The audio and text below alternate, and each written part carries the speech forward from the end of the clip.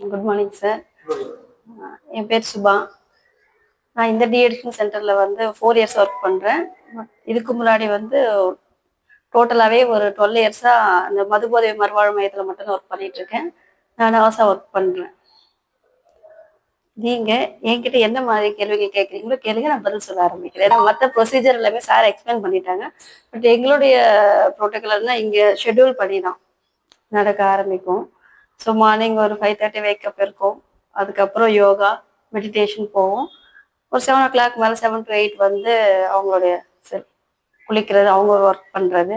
So 8 o'clock prayer நடக்கும், breakfast இருக்கும். 9 to 10 வந்து மெடிசன்ஸ் அவங்களுக்கு கொடுப்போம். ஸோ என்ன கம்ப்ளைண்ட்ஸை ஃபேஸ் பண்ணி டாக்டர் வந்து பார்த்துருப்போம். சைக்காட்ரிஸ்ட் வருவாங்க, ஜென்ரல் ஃபிசிஷியன் வருவாங்க, மெடிசன்ஸ் கொடுப்போம். 10 o'clock மேலே இப்போ செஷன் போயிட்டு பார்த்தீங்க இல்லையா, அது நடக்கும். அதுக்கப்புறம் டீ பிரேக்கு, அகைன் இன்னொரு செஷன் வந்து 11:45 ஸ்டார்ட் ஆகும், 1 o'clock வரைக்கும் போகும். ஸோ 1 to 2 லஞ்சு, மறுபடியும் அவங்களுக்கு வந்து குரூப் தெரப்பி அந்த மாதிரி ஆக்டிவிட்டீஸ் ப்ளஸ் வந்து கேம்ஸ் இருக்கும்.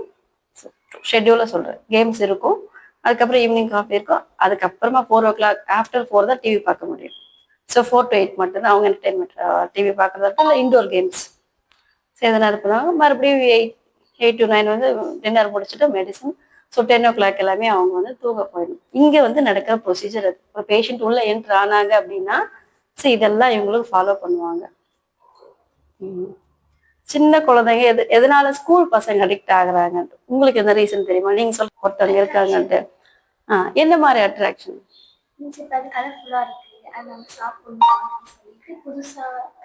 கிரியேட் ஆகும். அப்போ ட்ரிங்க்ஸ் வந்து நம்ம வெளியே பார்க்க முடியாது இல்லையா, எப்படி நம்ம அட்ராக்ட் ஆகும்?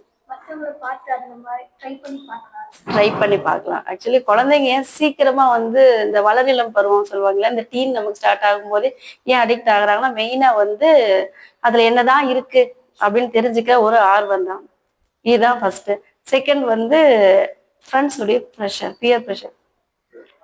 வா நீ மட்டும் எப்படி அப்படியெல்லாம் நீ வந்து நான் சொல்றது கேட்கலாம், எங்க கேங்ல இருக்காத, உன்னை என் கேங்ல சேர்க்கறதுக்கே அவமானமா இருக்கு, உன்னை என் ஃப்ரெண்டுன்னே சொல்லிக்க முடியாது, இல்லைன்னா எங்களோட சேராத, பேசாத.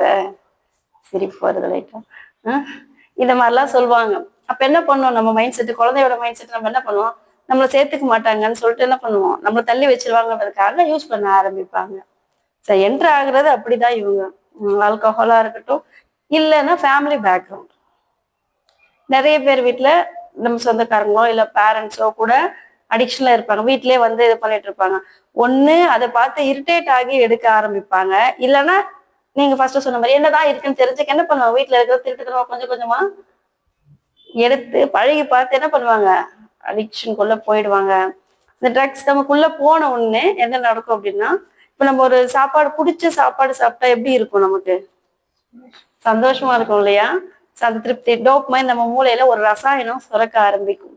அந்த ரசாயனம் சுரக்கும் போது ரொம்ப சந்தோஷம். இல்லை ரொம்ப நாள் கழிச்சு ஒரு ஃப்ரெண்டு பார்க்கும்போது எவ்வளவு ஆசையா இருக்கும், இல்லை ஒரு பொம்மையை வாங்கும் போது எவ்வளவு ஆசையா இருக்கும். அந்த மாதிரி ஒரு உணர்வை தான் நமக்கு போதைப் பொருள் எடுக்கும் போது குழந்தைங்களுக்கு கிரியேட் ஆகுறது. அப்ப என்ன பண்ணாங்க, சந்தோஷம் பிடிக்கும் இல்லையா, அப்ப என்ன பண்ணுவாங்க, திரும்பவும் சந்தோஷம் வேணும்ன்றதுக்காக திரும்ப எடுப்பாங்க. அடிக்ஷன் எப்படி ஸ்டார்ட் ஆகுது, ஒரு வாட்டி எடுக்கும்போது சந்தோஷம் கிடைச்சிருச்சுன்னா அப்ப இது சந்தோஷம் கிடைச்சு என்ன பண்ணுவோம், திரும்ப திரும்ப திரும்ப நாம என்ன பண்ண எடுக்க ஆரம்பிப்போம். பட் நாளடைவில் என்ன ஆகும், ஒரு அளவுக்கு தான் சந்தோஷம் கிடைக்கும். திரும்ப திரும்ப எடுத்துறப்ப சந்தோஷம் கிடைக்காது. இன்னைக்கு ஒரு வாட்டி எடுக்கும்போது கிடைச்ச சந்தோஷம் அடுத்த வாட்டி 2-3 எடுத்தாதான் கிடைக்கும். நம்மளோட சந்தோஷத்தோட லெவல் இப்படியே இருக்கும். பட் ட்ரக்ஸோட லெவல் என்ன பண்ணும், ரைஸ் ஆகி போய்கிட்டே இருக்கும். ஸோ அந்த சாட்டிஸ்ஃபேக்ஷன் அவ்வளவு சீக்கிரம் மனசுக்கு அடையாது. அதனாலதான் அதிகபட்சமா போய் போய் நாளைக்கு சந்தோஷம் கிடைக்குதோ இல்லையோ, ஆனா போதை எடுக்கணும்ன்ற நிலைமைக்கு வந்துடும். அப்படிதான் ஸ்டெப் பை ஸ்டெப்பா நம்ம அடிக்ட் ஆகுறது. இந்த வளரிளம் பருவத்திலேயே மூளை பாதிக்கப்படுறதுல என்ன ஆகும், படிப்புல கவனம் குறையும், நிறைய கோவம் வரும், பொறுமை இருக்காது. படிக்கிறது ஞாபகம் மாதிரி ஃபர்ஸ்ட் வந்துடும். படிச்சதெல்லாம் மைண்ட்லயே இருக்காது அவங்களுக்கு. அது எடுக்கிறவங்கள பார்த்தோம் அப்படின்னா சுத்தமா ஞாபகம் இருக்காது. அது எடுக்கிறதுக்கு முன்னாடி நமக்கு ரெஜிஸ்டர் ஆகிற விஷயங்கள் வேற, அது எடுத்ததுக்கு அப்புறம் ரெஜிஸ்டர் ஆகிறது பார்த்தோன்னா ரொம்ப ரொம்ப கம்மி தான். ஸோ கண்டிப்பா நினைவு பிரச்சனை வந்துடும். தகவல் கொடுக்கறது வந்து முன்ன பின்ன மாத்தி கொடுக்கறதால மாத்தி மாத்தி மாத்தி பேச ஆரம்பிப்பாங்க. அடிக்ஷனுக்குள்ள இப்படிதான். அந்த சாட்டிஸ்ஃபேக்ஷன் வரணுன்றதுக்காக கொஞ்சம் கொஞ்சமா எடுத்து எடுத்து ஒரு கட்டத்துல கம்ப்ளீட் அடிக்ஷனுக்குள்ள அவங்க போயிடுவாங்க.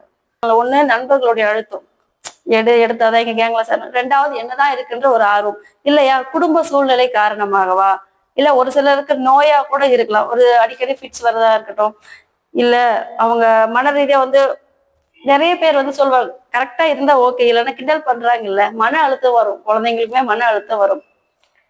இப்படி ட்ரெஸ் பண்றேன்னு சொல்லிட்டு மத்தவங்க எல்லாரும் கிண்டல் பண்ணும்போதோ திட்டும் போது மத்தவங்க சிரிப்பு, நம்ம எல்லாமே அந்த செகண்ட் சொல்லிட்டு போயிடும். பட் அந்த குழந்தை என்ன பண்ணணும், அதுக்கப்புறம் அதை பத்தி யோசிக்க ஆரம்பிக்கும். அதனால அது குழந்தை மன அழுத்தத்துக்குள்ள போகும். அப்ப அதுக்கு எப்படி ஹேண்டில் பண்றதுன்னு தெரியாம அந்த குழந்தை திரும்ப ட்ரக்ஸுக்குள்ள போயிடும். ஸோ நம்ம ஐடென்டி பண்ணிட்டு அவங்க என்ன காரணத்தினால எடுத்தாங்க, வீட்டுல உள்ளவங்க ஒரு பேரண்ட் எடுக்கிறது பார்த்து எடுத்தாங்களா, இல்ல நண்பர்களோட அழுத்தமா, இல்ல என்னதான் இருக்குன்னு டெஸ்ட் பண்ணி பார்க்கணுன்றதுக்காக எடுத்தாங்களா, இல்ல டிப்ரெஷன்ல எடுத்திருக்கா, எந்த காரணத்தினால எடுத்தாங்கன்னு ஃபர்ஸ்ட் ஐடென்டி பண்ணணும். இல்ல எல்லாரும் ஒரே மாதிரி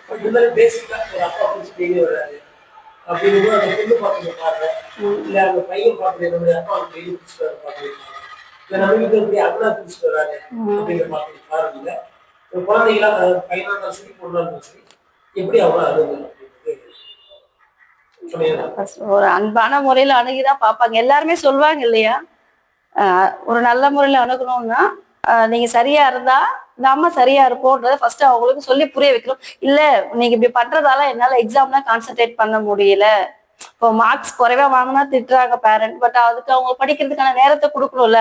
எனி டைம் வீட்டுல அவங்க குடிச்சிட்டு வந்தாங்கன்னா அம்மா சண்டை போட ஆரம்பிப்பாங்க. அம்மா சண்டை போட ஆரம்பிச்சுன்னா ஆட்டோமேட்டிக் வீட்டுல பெரிய சண்டையா போகும். அந்த குழந்தை இப்ப சாப்பிட முடியாது, படிக்க முடியாது, நைட் ஃபுல்லா டிஸ்டர்ப் ஆயிட்டு மார்னிங் போய் எக்ஸாம் எழுதவே முடியாது. ஸோ அதை நம்ம சொல்லி புரிய வைக்கலாம். இல்ல ரொம்ப வருஷமா அடிக்ஷனா இருக்காங்க சொல்லியே புரிய வைக்க முடியலன்னா ட்ரீட்மெண்ட் தான் சார் அதுக்கான வழி. பட் வந்து கவுன்சிலிங் நீங்க ஜிஹெச் எல்லா ஜிஹெச்லயுமே இருக்கு. இப்போ அடிக்ஷன் வந்து இப்போ நம்ம பிரைவேட்டா இங்க ரன் பண்ணிட்டு இருக்கோம். இந்த மாதிரி எல்லா ஜிஹெச்லயுமே வந்து அடிக்ஷன் சென்டர் இருக்கு, சைக்காட்ரிஸ்ட் இருக்காங்க. இது போக தொடு நிறுவனம் கவர்மெண்ட் டி அடிக்ஷன் சென்டர்ஸும் இருக்கு. வெளியே கவர்மெண்ட் டிஎக்ஷன் தனியா இருக்கு, எங்களை மாதிரி பிரைவேட் டிஎக்ஷன் இருக்கு. இது போக எல்லா ஜிஹெச்சுக்குள்ளேயுமே டிஎக்ஷன் சென்டர்ஸ் இருக்கு. அங்க போனா சைக்காட்ரிஸ்ட பார்த்துட்டு ஒரு கவுன்சிலிங் அந்த மாதிரி கொடுத்து பார்ப்பாங்க ஃபர்ஸ்ட். அங்க வந்து ஷெல்டர் வந்து டெம்பரரி தான், ஒரு 1 வீக் வந்து பேஷண்ட் வந்து ஸ்டே பண்ணலாம், அவ்வளவுதான் இருக்கும். திரும்ப போய் ரெக்கவர் ஆவாங்க. மெடிசன்ஸ் கொடுப்பாங்க. மெடிசன் வந்து தொடர்ச்சியா எடுத்துக்கணும். நம்ம மெயின் வந்து ஒரு ப்ராப்ளத்துக்கு நம்ம ட்ரீட்மெண்ட் எடுக்கிறோம்னா மருந்து மாத்திரை எத்தனை நாள் நம்ம ஃபாலோ எடுத்துட்டு போறோமோ அதை வேஸ்ட் பண்ண அதோட ரெக்கவரி இருக்கும் நமக்கு. நான் இங்க இருந்துட்டு போயிட்டு மாத்திரையே போடாம சரியாகணும்னா கண்டிப்பா ஆகாது. நிறைய பேர் பண்ற மிஸ்டேக் அதுதான். ஸோ இங்க இருந்துட்டு போனா உடனே சரியாயிடுமான்னு கேட்டால் கண்டிப்பா கிடையாது. ஃபாலோ பண்ணணும், எதுவா இருந்தாலும் ஃபாலோ பண்ணி எடுத்துட்டு போனாலும். அதான் மனசுக்கும் சேர்த்து கவுன்சிலிங் ஒன்று கொடுக்குறேன்னு. டேப்லெட்ன்றது ஒரு சப்போர்ட். இப்ப நம்ம இங்க நடந்து வரும்போது குடிச்சிட்டு வரோம்ல, கீழே விழாம இருக்க, அந்த மாதிரிதான். இப்போ ஒரு செடி வளர்ந்துன்னா ஒரு வேலி போடுறோம்ல, எதுக்காக, வளர்ந்ததுக்கு அப்புறம் வேலி எடுத்துருவோம், அப்போ எதுவும் மேயாது, மரமா வளர்ந்துரும். ஸோ அதால கொஞ்ச நாளைக்கு அவங்களுக்கு சப்போர்ட் தேவைப்படும் அந்த எண்ணங்களை குறைக்க. இப்ப நான் வந்து ட்ரீட்மெண்ட் எடுத்துட்டு நான் நல்லா தான் இருப்பேன். பட் என்னோட ஃப்ரெண்ட்ஸ் என்ன பண்ணுவாங்க, அதெல்லாம் ஒண்ணும் இல்லை, அதெல்லாம் குடிக்கலாம், ஒன்றும் ஆகாது அப்படின்னு சொல்லி நம்மள என்ன பண்ணுவாங்கன்னா ப்ரெஷர் பண்ண ஆரம்பிப்பாங்க. ஆரம்பிக்கிறதுக்கு எப்படி ப்ரெஷர் பண்ணாங்களோ அகைன் திரும்ப அவங்கள ப்ரெஷர் பண்ண ஆரம்பிக்கும் போது அந்த எண்ணங்களை நமக்குள்ள குறைக்கிறதுக்காக அட்லீஸ்ட் இன்னைக்கு மெடிசன் போட்டிருக்கோம். இப்போ நீங்க ப்ரேயர் சொல்லும் போது கேட்டுக்கலாம், இன்று ஒரு நாள் மட்டும், இன்னைக்கு ஒரு நாள் நான் எடுக்க மாட்டேன். ஏன்னா 10 வருஷத்துக்கு எடுக்க மாட்டேன்னா கஷ்டமா இருக்கும். ஐயோ 10 வருஷம் எடுக்காம இருக்கணுமா அப்படின்னு தோணும். இன்னைக்கு ஒரு நாள் நான் எந்த போதைப் பொருளும் எடுக்க மாட்டேன், அவ்வளவுதான். ஸோ அப்படியே டே பை டே எடுத்துட்டு போகணும். மெடிசன் வந்து அந்த மாதிரி அந்த வளர்றதுக்கு எப்படி அந்த வேலி தேவைப்படும், அதனால கொஞ்சம் நாட்கள் ஃபாலோ பண்ண சொல்லுவாங்க. நீங்க ரெகுலர் ஃபாலோப்ல இருக்காங்க அப்படின்னா சைக்காட்ரிஸ்ட் பாக்குறாங்க. எப்போ அவங்களுக்கு தெரியும் டோசேஜ் எப்போ ரெடியூஸ் பண்ணி எப்போ ஸ்டாப் பண்ணுமோ பண்ணுவாங்க. பட் வளர்ற வரைக்கும் வேலின்றது கட்டாயம், அப்பதான் வளர முடியும். ஒரு ஸ்டூடெண்ட் கேட்டாப்ல, ஒரு நாள் ரொம்ப ஃபீல் பண்ணிட்டு சொன்னாப்ல, எனக்கு என்னன்னு புரிஞ்சிக்க முடியல சார். அப்பா நைட்ல ட்ரிங்க்ஸ் பண்ணிட்டு வரும்பொழுது அவர் ஆக்ரோஷமா பேசுறாரு, அடிக்கிறாரு, எல்லாம் செய்யறாரு, எங்களுக்கு எதுவும் பிடிக்கல. ஆனா காலையில எந்திரிச்சு உடனே பார்த்தா அது நம்ம அப்பாவான உங்களுக்கு சந்தேகமா இருக்கு. காலையில பார்த்தீங்கன்னா அவ்வளவு அன்பா இருக்கிறாரு, நைட்டு நடந்து கேட்டா எதுவுமே தெரியலன்றாரு. அப்ப எப்படிதான் அந்த நான் எங்க அப்பாவை ஹேண்டில் பண்றது, அந்த போது நைட்ல ட்ரிங்க்ஸ் பண்ணிட்டு பிறகு ஒரு மாதிரியா இருக்காரு. ஆனா காலையில அது நம்ம நல்லா நார்மல் ஆயிட்டு பிறகு அந்த குழந்தை கிட்ட எல்லாம் அப்பாவா இருக்கிறாரு, பழைய மாதிரி மாறி இருக்காரு. திரும்ப ட்ரிங்க்ஸ் நைட்டு சாப்பிடும் போது அது மாதிரி பண்றாரு. அதான் சார், நம்ம மூளைக்குள்ள நடக்கிற ரசாயன மாற்றங்கள் தான் அதுக்கு காரணம். இப்ப அவங்க எடுக்கிறாங்க, அது இறங்கிட்ட பிறகு என்ன பண்ண நார்மல் ஆயிடுறாங்க. பட் இது வந்து கொஞ்ச நாளைக்கு தான் இருக்கும், இந்த ஸ்டேஜ் மாறும் சார். ஏன்னா இப்ப நைட்டு மட்டும் எடுக்கிறாரு, அதுக்கப்புறம் கொஞ்சம் கொஞ்சமா காலையிலயும் எடுக்க ஆரம்பிப்பார். ஏன்னா அவங்களால அது இல்லாம இருக்க முடியாது. ஸ்டெப். அவர் 20 வருஷத்துக்கு முன்னாடி ஆரம்பிச்சாருன்னா வந்து என்னைக்கோ ஒரு நாள், வருஷத்துக்கு ஒரு வாட்டி இல்ல 2 வருஷத்துக்கு ஒரு வாட்டி எடுத்திருப்பாங்க. அதுக்கப்புறம் ஃபங்க்ஷன்ஸுக்கு மட்டும், தீபாவளி, பொங்கலோ இல்ல ஊர்ல திருவிழா இந்த மாதிரி இதுக்கு ஒரு அக்கேஷனல் ட்ரிங்கரா இருப்பாங்க. அதுக்கப்புறம் அப்படி ஸ்டெப் பை ஸ்டெப்பா என்னவாகும், மாசத்துக்கு ஒரு வாட்டியா மாற ஆரம்பிக்கும். அப்புறம் வாரத்துக்கு ஒரு வாட்டி, வாரத்துல 2 வாட்டி, அப்புறம் டெய்லி ஈவினிங் மட்டும், அப்புறம் நைட்டு மட்டும், இப்படி ஸ்டெப் பை ஸ்டெப்பா உள்ள வந்துருவாங்க அடிக்ஷனுக்குள்ள. ஸோ அப்ப நைட்டு மட்டும் அப்படி இருக்கிறாருன்னா அப்ப கூடிய சீக்கிரம் மார்னிங் எடுக்கிறதுக்குமே நிறைய வாய்ப்புகள் இருக்கு. அதுக்கு முன்னாடி நம்ம அவரை ப்ரொடெக்ட் பண்ணணும்னா ட்ரீட்மெண்ட் தான் கொடுக்கணும் சார்.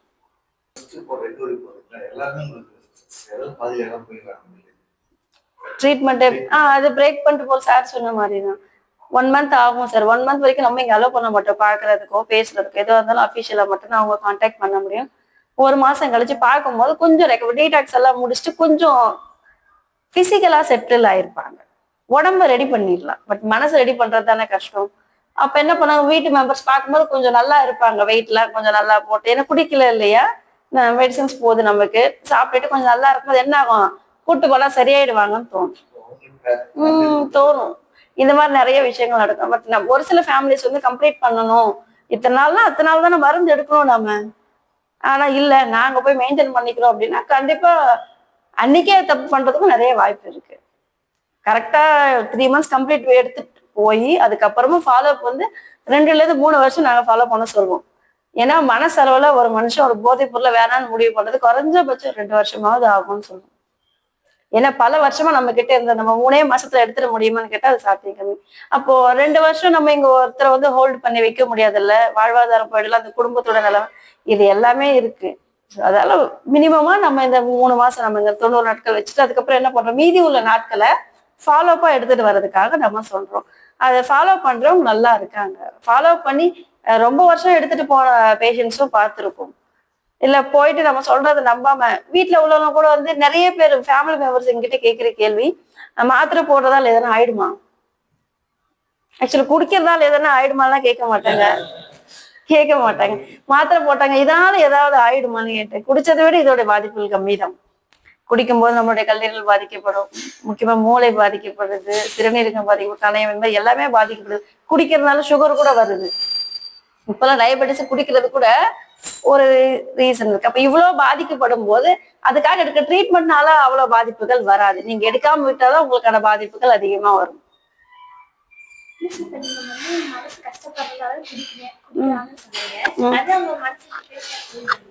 கண்டிப்பா ஷேர் பண்ணும், அதுதான் கவுன்சிலிங்.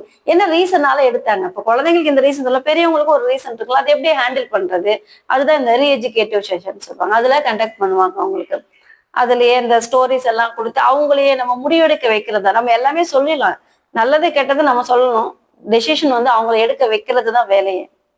ஸோ அது டே பை டே கொஞ்சம் கொஞ்சமா போகணும். சைக்கலாஜிக்கல் தெரப்பி அதுதான். சைக்காட்ரிஸ்ட் வருவாங்க, நீங்க சொல்ற மாதிரி கஷ்டங்கள்னா அதுக்கு இந்த மெடிசன் மூலமா ஒரு பக்கம் சப்போர்ட்டும், கவுன்சிலிங் மூலமா இன்னொரு சப்போர்ட் கிடைக்கும். அவங்களுக்கு ரெண்டும் சேர்ந்துதான் நமக்கு ரெக்கவரிக்கு எடுத்துட்டு போகும். ஸ்கூல்ல போதை பொருள் எதிர்ப்பு மன்றம் இருக்கு, அந்த கிளப் ஆக்டிவிட்டியா நிறைய பண்ணிட்டு இருக்காங்க. குழந்தைக்கு அனுமதி மன்றம் இருக்காங்க, அவங்க நிறைய விழிப்புணர்வு டிராமா வழியா ஸ்கூல் வழியா இருந்தாலும் சரி, வெளியில ஸ்கூல் விட்டு ஸ்கூல் சுற்று வட்டாரத்திலையும் பண்ணிட்டு இருக்காங்க. விழிப்புணர்வு பிரச்சாரம் நிறைய பண்ணிட்டு இருக்காங்க. அந்த வகையில சென்டருக்கு போயிட்டு வரலாம் அப்படின்றதுக்காக சாரும் நீங்களும் நிறைய கருத்துக்களை சொன்னீங்க, நிறைய பேருக்கு வருவாங்க. எங்களுடைய சார்பாக நன்றி சார்.